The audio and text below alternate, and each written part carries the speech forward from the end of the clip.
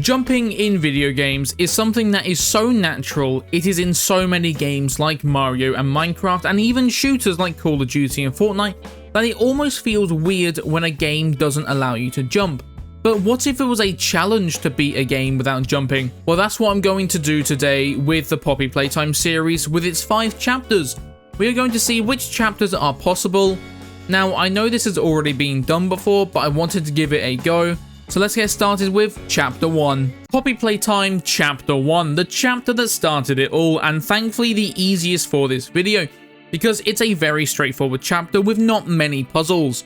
So we start the chapter and input the code to open the door to the grab pack room, and go under the turnstile and open the door to see our boy Huggy Wuggy. And we try and open the door only for the power to fail. We then grab the key from Huggy and turn the power back on, and when we come back out, he is gone to Fortnite. We open the door with our hand, and then we find all 4 batteries to obtain the red hand, and then we make our way to make a cat bee toy. So we turn the power back on and wait while our toy is being made and put it on the scanner. And as we go to leave, Huggy shows up, but he is no match for the power of our running, and we hit him down with a box. And that is Chapter 1. There is no place in this entire chapter where a jump is necessary.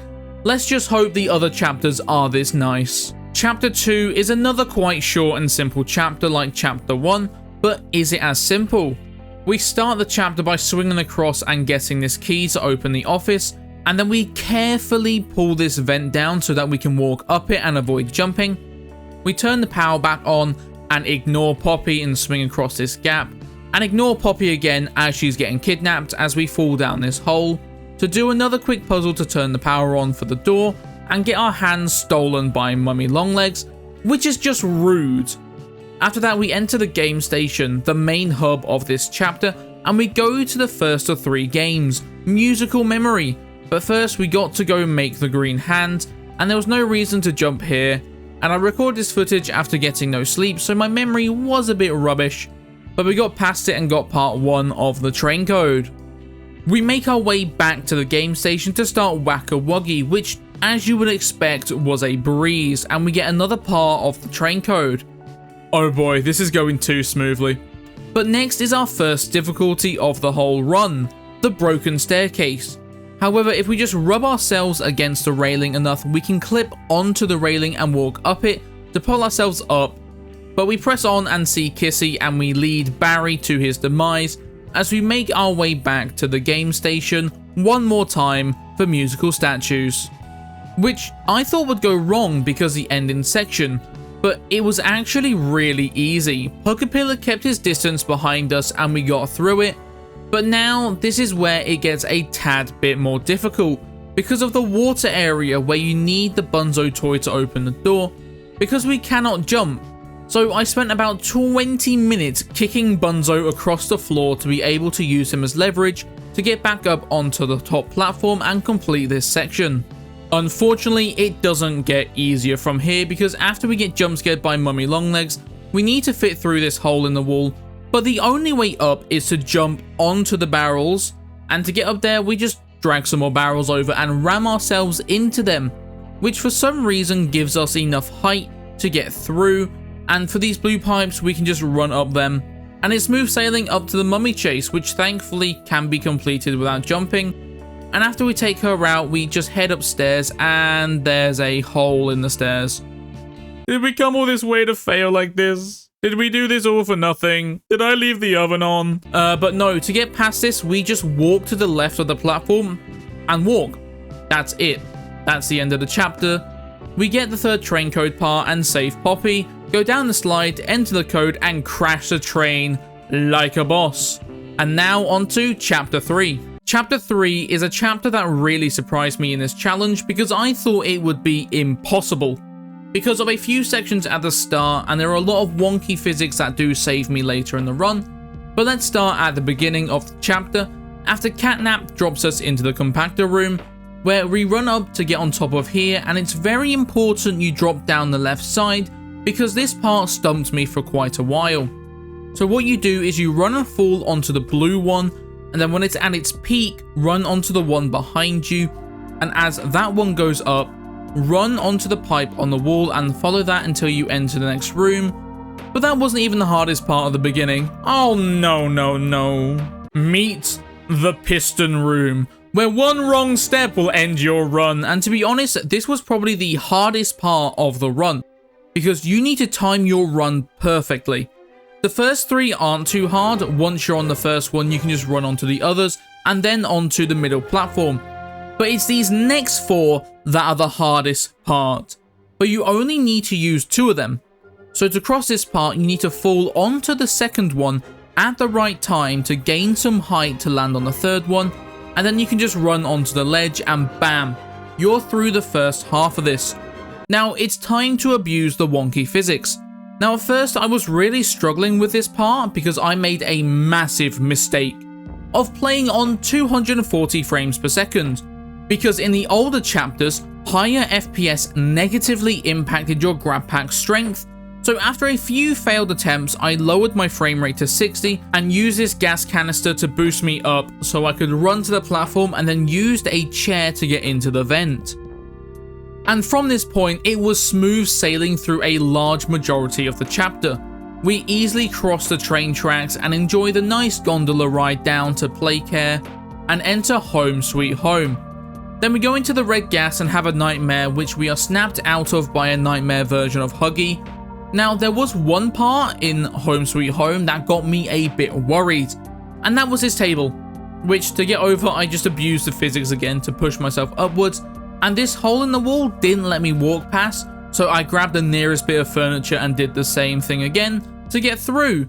So crisis averted. But we finish Home Sweet Home, get jump scared by Kissy and turn the power back on, and now it's time for the school, which once again was super easy without jumping. We turned the power on and Mr. Light was not happy and smashed it to pieces, and we used the battery to escape her, and she meets an unfortunate end by a metal door shutting on her. And next up, we deal with the spawn of Satan himself, the smiling critters. Because if I'm going to be real, I hate this part of the game, but with a lower FPS it wasn't too bad. We pushed both blocks onto the buttons and rode the platform round, and met up with Dog Day, who was very happy to see us. And the Dog Day chase was a breeze without jumping. I'm starting to think this chapter might be possible. But now it's time for the counselor's office, and oh boy, it was not easy. Remember how I just said it might be possible? Well, this part made me doubt that.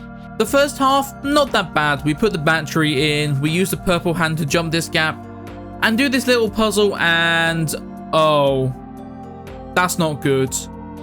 There is no way to cross this, is there? There is no way it ends like this. So close to the end of the chapter. But remember how earlier I said FPS affects the grab pack? Well, I lowered my FPS a lot, down to 15 FPS, which resulted in some crazy results. Oh. And by using this, we can launch ourselves onto the platform we need, and we are saved. Until this vent, because we can't jump, so we can't get into it. But do not worry, I'm going to bring over this chair and, oh, the game crashed. After rebooting the game and trying again, I get into the vent and bring the chair with me because I thought it was funny. And it turns out to have been the best decision I made in the run. Because after we solve this battery puzzle, we need to get up onto this ledge, and I couldn't do it with the barrel. So I brought the chair up, and like magic, it worked and got me in the vent. And that was the last hurdle in the entire run. We get slapped by Catnap and connect the power, get the blue battery, and shock Catnap. I am genuinely surprised that this chapter was actually possible jumpless because of the starting sections, but it was fun trying it jumpless, and it only took me 2 hours, which isn't as bad as I expected.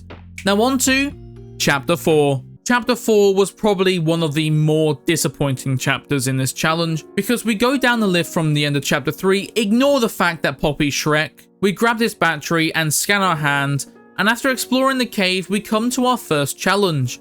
And I tried for a good 10 minutes before I figured out you can just run up this part of the wall. And then we come to this room, I spent an hour trying to figure out how to do this jumpless, and I couldn't because I just couldn't get enough height from the boxes provided in the room. So while you can't beat it jumpless, you can lower the amount of jumps needed. Now, I do think it is possible, but I'm not good enough at breaking games to do it myself, so I do hope someone better than me gives this a go.